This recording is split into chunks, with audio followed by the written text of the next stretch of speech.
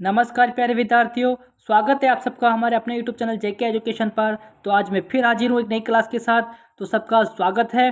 तो आज मैं आपके लिए एक महत्वपूर्ण क्लास लेकर आया हूँ राजस्थान सामान्य ज्ञान से संबंधित। तो क्लास को पूरा देखना है, ज़्यादा से ज़्यादा आपको शेयर भी करना है। जितने भी नए चैनल से जुड़े एक बार चैनल को सब्सक्राइब जरूर कर ले और बेल आइकन प्रेस कर ले ताकि नेक्स्ट वीडियो का नोटिफिकेशन जल्दी से आपको मिल सके। तो आइए क्लास को शुरू करते हैं। शुरू करने से पहले आपसे मेरा निवेदन है, क्लास को एक बार लाइक जरूर कर दीजिए। जितना हो सके क्लास को अच्छे से शेयर आपको करना है। तो आइए क्लास को शुरू करते हैं। देखिएगा पहला प्रश्न कि भील जनजाति में लड़की का विवाह से पूर्व गर्भवती हो जाना माना जाता है।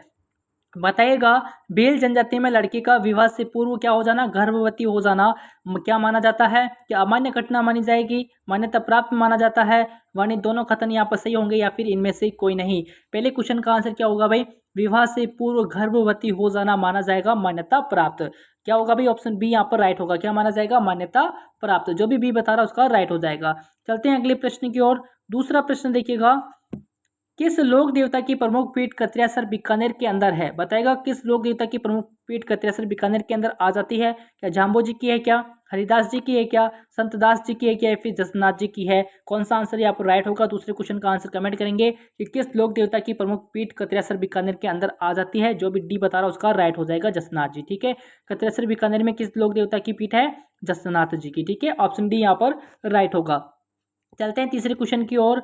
देखिएगा तीसरा क्वेश्चन इंपॉर्टेंट है भाई। गोरबंद क्या है, आपसे पूछा गया है कि गोरबंद क्या है। क्या स्त्रियों के गले का आभूषण है, क्या ऊंट के गले का आभूषण है, पैरों का आभूषण है या फिर इनमें से कोई नहीं। तीसरे क्वेश्चन का आंसर कमेंट करेंगे कि गोरबंद क्या है। गोरबंद जो भी ऑप्शन बी बता रहा है उसका राइट हो जाएगा, ऊंट के गले का आभूषण। ठीक है, और ऊंट के जो आभूषण खरीदने का प्रसिद्ध स्थान आ जाता है वो कौन सा है भाई, पुष्कर। ठीक है, कौन सा आ जाता है, पुष्कर स्थान आ जाता है। याद रखेंगे पुष्कर कहाँ पर है, अजमेर के अंदर।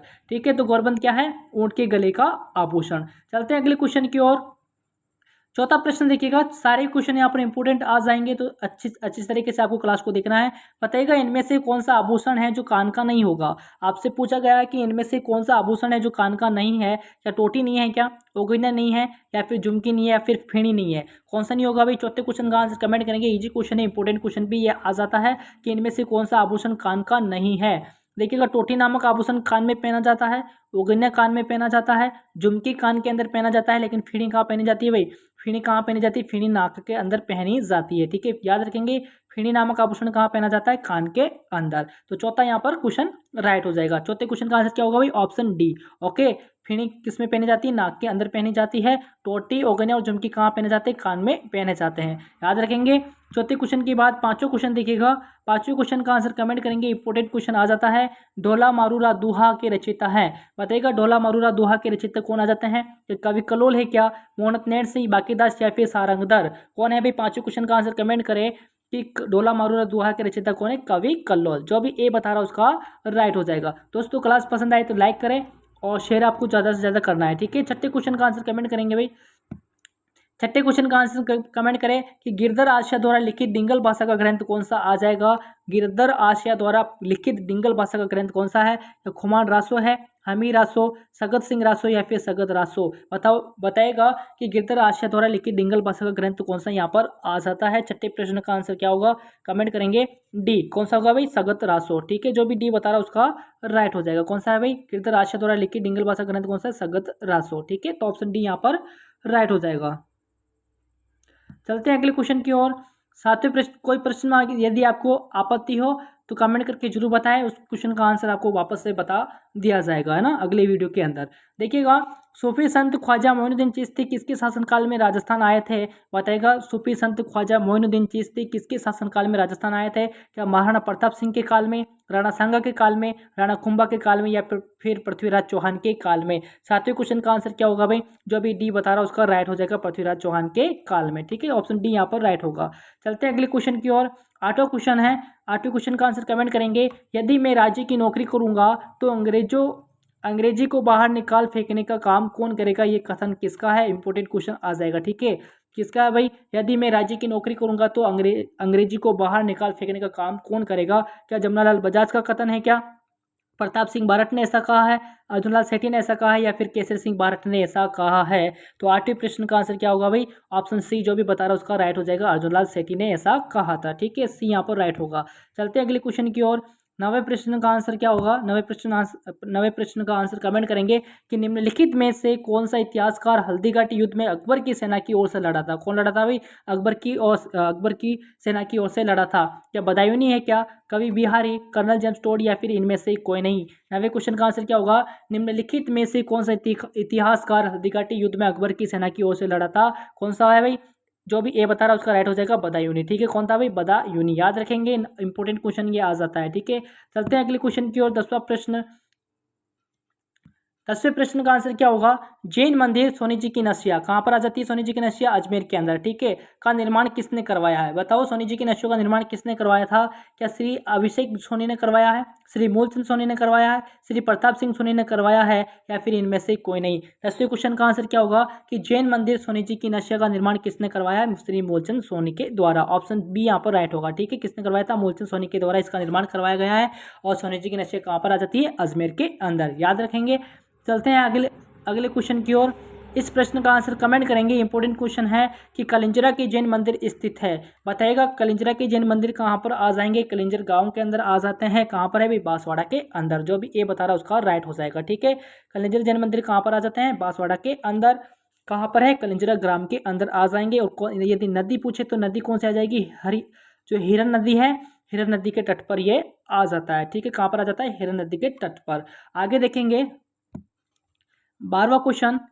इसका आंसर कमेंट करेंगे कि स्वामी केशवानंद जी स्मारक संग्रहालय कहाँ पर स्थित है। प्रश्न ये भी इंपॉर्टेंट है कि स्वामी केशवानंद जी स्मारक संग्रहालय कहाँ पर स्थित आ जाता है? क्या संगरिया के अंदर है, पीलीबंगा के अंदर है, कालीबंगा के अंदर, या फिर गोगा मेडी के अंदर आ जाता है? 12वें क्वेश्चन का आंसर क्या होगा भाई? जो भी ए बता रहा है उसका राइट हो जाएगा संगरिया हनुमानगढ़ के अंदर। ठीक है, कहाँ पर आ जाता है ये गाँव कहाँ पर आ जाता है? हनुमानगढ़ के अंदर। याद रखेंगे, हनुमानगढ़ के अंदर। ठीक है, स्वामी केशवानंद जी स्मारक संग्रहालय कहाँ पर स्थित है? संगरिया हनुमानगढ़ के अंदर। चले आगे देखिएगा अगला क्वेश्चन। अगला क्वेश्चन है 13वां कि किस देवी को कभी मांस का भोग नहीं लगाया गया है? एग्जाम में बार बार पूछा गया ये प्रश्न है कि किस देवी को कभी मांस का भोग नहीं लगाया गया? तो शिला देवी, केला देवी, जीण माता, या फिर इनमें से कोई नहीं? क्वेश्चन नंबर 13 का आंसर क्या होगा भाई? केला देवी है क्या, शिला देवी है, या फिर जीण माता है? किस देवी को कभी मांस का भोग नहीं लगा था? केला देवी। जो भी बी बता रहा हो उसका राइट हो जाएगा। ठीक है, और केला देवी की आराधना में कौन सा गीत गाया जाता है? लांगुरिया। याद रखेंगे, कौन सा गीत गाया जाता है? लांगुरिया। केला देवी का संबंध कहाँ से है? भी केरोली से आ जाता है। और इनकी आराधना में गाया जाने वाला गीत कौन सा है? लांगुरिया। याद रखेंगे। चलते हैं अगले क्वेश्चन की ओर। 14वां क्वेश्चन है, बताइएगा। प्रश्न आ गया है कि केरोली क्षेत्र में केला देवी की आराधना में गाए जाने वाले गीत कौन से? अभी बताया था लांगुरिया गीत गाए जाते हैं। ऑप्शन बी यहाँ पर राइट होगा। चलते हैं आगे 15वें क्वेश्चन की ओर। 15वें क्वेश्चन का आंसर कमेंट करेंगे। प्रश्न ये भी इंपॉर्टेंट है कि भीलों का प्रसिद्ध लोकगीत जिसे स्त्री पुरुष साथ मिलकर गाते हैं वह कौन सा है? बताइएगा, भीलों का प्रसिद्ध लोकगीत जिसे स्त्री पुरुष साथ मिलकर गाते हैं, क्या सोवटिया गीत है क्या, जोरावा गीत है क्या, सुपना गीत है, या फिर हम सीडो हो जाएगा? ठीक है, इसका आंसर कमेंट करेंगे। 15वें क्वेश्चन का कौन सा होगा भाई? ऑप्शन डी, हम सीडो। जो भी डी बता रहा है उसका राइट हो जाएगा। चलते हैं 16वें क्वेश्चन की ओर। 16वें क्वेश्चन का आंसर कमेंट करेंगे कि निम्न में से कौन सा सही नहीं है? आपसे पूछा है निम्न में से कौन सा सही नहीं है। कि आदिवासियों की बाई जी, यहाँ पर बाई जी है, अभी भाई जी नहीं है। ठीक है, बाई जी है। आदिवासियों की बाई जी है ना, यहाँ पर भाई जी नहीं है, बाई है। आदिवासियों की बाई जी क्या मंजू राजपाल को कहते हैं क्या? दास साहब के नाम से हरिभा उपाध्याय को जाना जाता है? नगाड़े का जादूगर श्री कृष्ण है क्या? या स्टील किंग के नाम से लक्ष्मी निवास मित्तल को जाना जाता है? कौन सा कथन यहाँ पर सही नहीं है आपसे पूछा गया है? देखिएगा, आदिवासियों की बाई जी मंजू राजपाल को कहा जाता है, ये तो सही है। दास साहब के नाम से हरिभा उपाध्याय को जाना जाता है, ये भी सही है। और स्टील किंग के नाम से लक्ष्मी निवास मित्तल को जाना जाता है, ये भी सही हो जाएगा। गलत कौन सा है? ऑप्शन सी यहाँ पर गलत हो जाएगा। जो नगाड़े का जादूगर है वो कौन आ जाते हैं? रामकिशन। याद रखेंगे, नगाड़े के जादूगर कौन है अभी? राम किशन आ जाएंगे। ओके, नगाड़े के जादूगर कौन है? रामकिशन। याद रखेंगे, ऑप्शन सी। नगाड़े का जादूगर कौन है? रामकिशन। यहाँ पर ऑप्शन सी गलत होगा। चलते हैं आगे 17वें क्वेश्चन की ओर। 17वें प्रश्न का आंसर कमेंट करेंगे कि प्रमुख नगरों के उपनाम से संबंधित कौन सा विकल्प असत्य है? क्या ब्रजनगर की जो ब्रजनगर है इसका उपनाम झालरापाटन था क्या? स्वर्ण नगरी के नाम से जैसलमेर को जाना जाता है? सुवर्ण नगरी के नाम से जालोर को जाना जाता है और रामनगर के नाम से हनुमानगढ़ को जाना जाता है। कौन सा विकल्प यहाँ पर असत्य है बताइएगा। देखो रामनगर के नाम से हनुमानगढ़ को नहीं जाना जाता है, किसको जाना जाता है अभी, रामनगर के नाम से जो जाना जाता है वो गंगानगर को जाना जाता है। किसको जाना जाता है, गंगानगर को। तो ऑप्शन डी यहाँ पर गलत हो जाएगा। ठीक है, सुवर्ण नगरी जालोर को कहते हैं, स्वर्ण नगरी जैसलमेर को कहते हैं और ब्रजनगर के नाम से झालरापाटन को जाना जाता है। तो ऑप्शन डी यहाँ पर गलत हो जाएगा, रामनगर के नाम से गंगानगर को जाना जाता है। चलते हैं अगले क्वेश्चन की ओर। 18वां प्रश्न देखिएगा, इसका आंसर कमेंट करेंगे कि राजस्थान की प्रत्येक चिन्ह से संबंधित कौन सा विकल्प असत्य है बताएगा। राजस्थान की प्रत्येक चिन्ह से संबंधित 1 या 2 प्रश्न आपसे पूछे जाने हैं। कौन सा कथन यहाँ पर विकल्प यहाँ पर जो है असत्य हो जाएगा बताइएगा। राज्य पशु चिंकारा है क्या, राज्य पुष्प रोहिड़ा है क्या, राजस्थान राज्य का लोक नृत्य गरबा है या राज्य पक्षी गोडावण। कौन सा यहाँ पर गलत होगा, कौन सा ऑप्शन यहाँ पर गलत है, 18वें क्वेश्चन का आंसर कमेंट करेंगे।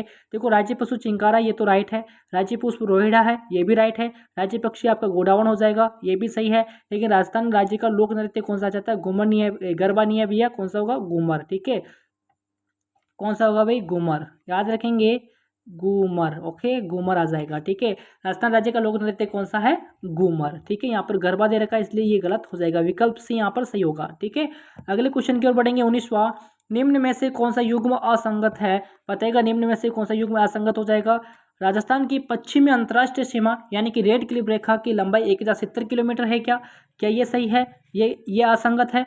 राजस्थान की उत्तर से दक्षिण तक की लंबाई 826 किलोमीटर है क्या ये असंगत है।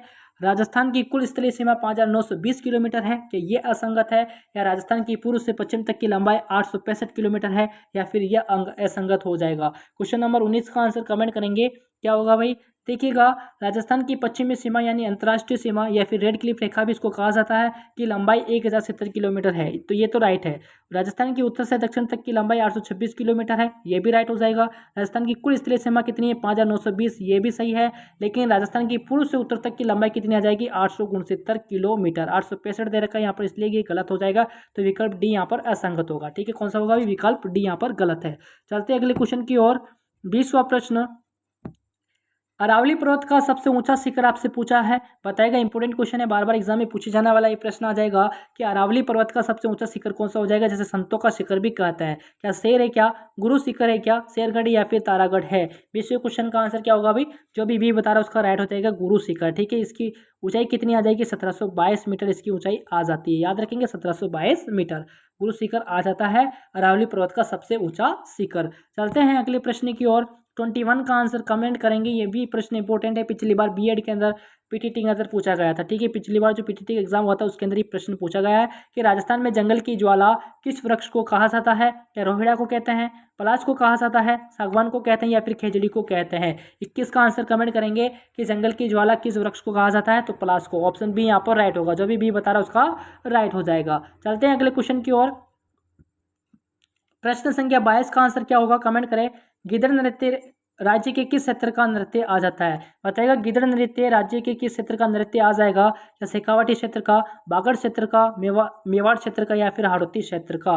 22 का आंसर क्या होगा, कमेंट करेंगे। गिदड़ नृत्य राज्य के किस क्षेत्र का नृत्य आ जाएगा, तो किसका है भाई, शेखावाटी क्षेत्र का। ठीक है, शेखावाटी क्षेत्र का ये नृत्य आ जाता है। इंपॉर्टेंट क्वेश्चन है भाई। चलते हैं अगले क्वेश्चन की ओर। 23 का आंसर क्या होगा कि किस लोक देवता की फड़ सबसे अधिक प्राचीन आ जाएगी बताइएगा। कौन से लोक देवता है जिनकी फड़ सबसे प्राचीन है, पुरानी आ जाएगी। क्या देवनारायण जी है, तेजा जी है, गोगा जी या फिर प्रभु जी आ जाएंगे। प्रभु जी कोई लोक देवता नहीं है, तो ये तो पहले ही कट जाएगा ना। तो कौन से लोक देवता है भाई, देवनारायण जी। ऑप्शन ए यहाँ पर राइट होगा। 23 का कौन सा आंसर होगा, ऑप्शन ए। चलते हैं अगले क्वेश्चन की ओर। 24 का आंसर कमेंट करेंगे। क्वेश्चन नंबर 24 का आंसर क्या होगा, विश्व का सबसे बड़ा चांदी का पात्र कहाँ रखा हुआ है बताइएगा। विश्व का सबसे बड़ा चांदी का पात्र कहाँ पर रखा हुआ है, क्या खेतड़ी झुंझुनू, सिटी पैलेस जयपुर, गणेश्वर शिखर या फिर बगरू जयपुर के अंदर। कहाँ पर है भाई, सिटी पैलेस जयपुर के अंदर ये आ जाता है। ऑप्शन बी यहाँ पर राइट होगा, जो भी बी बता रहा है उसका राइट हो जाएगा। चलते हैं अगले क्वेश्चन की ओर कि सकराई माता का मंदिर कौन से जिले में स्थित है बताइएगा। सकराई माता का मंदिर कहाँ पर आ जाता है, या चूरू के अंदर है क्या, जैसलमेर के अंदर है क्या, बीकानेर के अंदर है या फिर सीकर के अंदर है। सकराई माता का मंदिर कहाँ पर है भाई, सीकर के अंदर। जो भी डी बता रहा है उसका राइट हो जाएगा। ठीक है, कहाँ पर आ जाता है सकराई माता का मंदिर, सीकर के अंदर। चलते हैं आगे। स्वांग्या माता किस क्षेत्र के शासकों की कुल देवी थी? बताएगा स्वांग्या माता किस क्षेत्र के शासकों की कुल देवी थी? क्या उदयपुर के क्षेत्र की, जैसलमेर, जोधपुर या फिर बीकानेर? कौन सा यहाँ पर राइट होगा? 26 का आंसर कमेंट करेंगे। जो अभी बी बता रहा है उसका राइट हो जाएगा जैसलमेर। ठीक है, स्वांग्या माता किस क्षेत्र के शासकों की कुल देवी थी? जैसलमेर के शासकों की। ठीक है, ऑप्शन बी यहाँ पर राइट होगा। अगले क्वेश्चन की ओर बढ़ेंगे। पट्टू की हवेली किस शहर में स्थित है? बताएगा पट्टू की हवेली नथमल की हवेली और सालेम सिंह की हवेली किस शहर के अंदर स्थित है? या जोधपुर के अंदर है, नागौर के अंदर है, बाड़मेर के अंदर है या फिर जैसलमेर के अंदर है? बताएगा पट्टू की हवेली का निर्माण किसने करवाया था? गुमान मल ने करवाया था। किसने करवाया था भाई? गुमान मल ने। ठीक है, तो इसका आंसर क्या होगा? जैसलमेर के अंदर। ऑप्शन डी यहाँ पर राइट होगा। ठीक है, पट्टू की हवेली यहाँ पर आ जाएगी, नथमल की हवेली यहाँ पर है और सालेम सिंह की हवेली भी यहाँ पर आ जाती है। और पट्टू की हवेली का निर्माण किसने करवाया था? गुमान मल के द्वारा करवाया गया था। ठीक है, गुमान मल के द्वारा। ओके, गुमान मल के द्वारा इसका निर्माण करवाया गया था। चलते हैं अगले क्वेश्चन की ओर। 28वां क्वेश्चन, गुरुद्वारा बुड्ढा जोहड़ किस जिले में स्थित है? बताइएगा गुरुद्वारा बुड्ढा जोहड़ किस जिले के अंदर आ जाता है? 28 का आंसर कमेंट करेंगे। क्या होगा भाई 28 का आंसर? गुरुद्वारा बुड्ढा जोहड़ कहाँ पर है? क्या बीकानेर के अंदर है, अजमेर में है या फिर श्री गंगानगर या फिर हनुमानगढ़? कहाँ पर होगा भाई? 28 का आंसर क्या होगा? श्री गंगानगर। ऑप्शन सी जो बता रहे हैं उसका राइट हो जाएगा। ठीक है, गुरुद्वारा बुड्ढा जोहड़ किस जिले के अंदर है? श्री गंगानगर के अंदर। चलते हैं आगे। क्वेश्चन नंबर 29 का आंसर कमेंट करेंगे कि बटनेर का किला किस जिले में स्थित है? बताएगा बटनेर का दुर्ग कहाँ पर आ जाता है? सवाई माधोपुर के अंदर, जयपुर के अंदर, हनुमानगढ़ के अंदर या फिर बीकानेर के अंदर? जिसका निर्माण किसने करवाया था? भूपत भट्टी के द्वारा बटनेर किले का निर्माण करवाया गया है। तो ये कहाँ पर आ जाता है? हनुमानगढ़ के अंदर। ऑप्शन सी यहाँ पर राइट होगा। चलते हैं अगले क्वेश्चन की ओर, जो कि अपना लास्ट क्वेश्चन आ जाएगा। कौन सा युग्म सही नहीं है? बताओ कौन सा युग्म सही है? यहाँ पर सही है पूछा है भाई। ठीक है, बेंगू किसान आंदोलन 1921 के अंदर हुआ था, बूंदी किसान आंदोलन 1926 के अंदर, नीमू चढ़ा किसान आंदोलन 1925 के अंदर, या फिर उपयुक्त सभी यहाँ पर राइट हो जाएंगे। तो इसका आंसर क्या होगा? कमेंट करेंगे कि कौन सा युग्म सही है। तो उपयुक्त सभी यहाँ पर सही हो जाएंगे। ठीक है, बेंगू किसान आंदोलन 1921, बूंदी किसान आंदोलन 1926 और नींबू चढ़ा किसान आंदोलन 1925। तो तीनों यहाँ पर राइट होंगे। तो ये थे अपने पास में 30 क्वेश्चन। 30 में से आपके कितने क्वेश्चन राइट हुए हैं तो आप कमेंट करके जरूर बताएं। यदि क्लास अच्छी लगी हो तो क्लास को लाइक करें, ज़्यादा से ज़्यादा आपको शेयर भी करना है। जितने भी नए चैनल से जुड़े वो चैनल को एक बार सब्सक्राइब जरूर कर देवे। तो मिलेंगे नेक्स्ट वीडियो के साथ में, तब तक के लिए नमस्कार।